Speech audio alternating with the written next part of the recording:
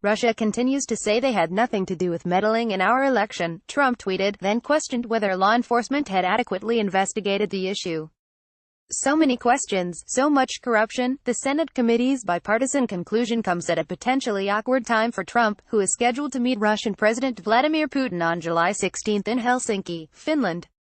Donald Trump, here with Vladimir Putin at the G20 summit in Hamburg last year, said he believed Putin when Putin said he didn't do it. Photo. APT report not only backs up intelligence officials' assessment that Russia acted deliberately to help Trump, but also that Putin personally ordered the efforts to meddle in the U.S. campaign. Putin last week met with Trump's national security advisor John Bolton and told him that there had been no interference by the Russian state, Bolton said in a Fox News interview over the weekend. The Senate committee, however, said the scope of Russian interference has only become clearer in the years since the campaign. Further details have come to light that bolster the assessment, the report said. Russian President Vladimir Putin and U.S. National Security Advisor John Bolton greet each other in Moscow last week.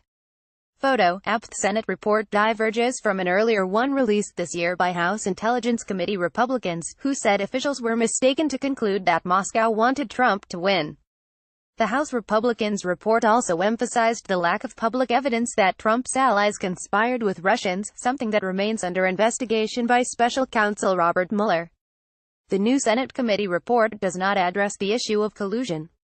It did say, however, that intelligence agencies were on solid ground by saying Moscow developed a clear preference for Trump. Officials relied on public Russian leadership commentary, Russian state media reports, public examples of where Russian interests would have aligned with candidates' policy statements, and a body of intelligence reporting, the Senate report said. In addition, the report said there were no signs that the former administration of Barack Obama improperly tried to interfere with intelligence agencies' analysis. Barack Obama at a news conference at the White House in 2016. Photo. AP. The committee heard consistently that analysts were under no politically motivated pressure to reach any conclusions, the report said. The report is another example of how the Senate Intelligence Committee has diverged from its House counterpart.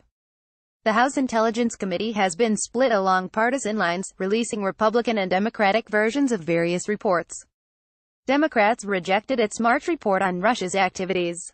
The House panel's chairman, Republican Devin Nunes, has also proven to be much more willing to jump to Trump's defense, dedicating significant time to examining how the U.S. Justice Department has handled the Russian probe.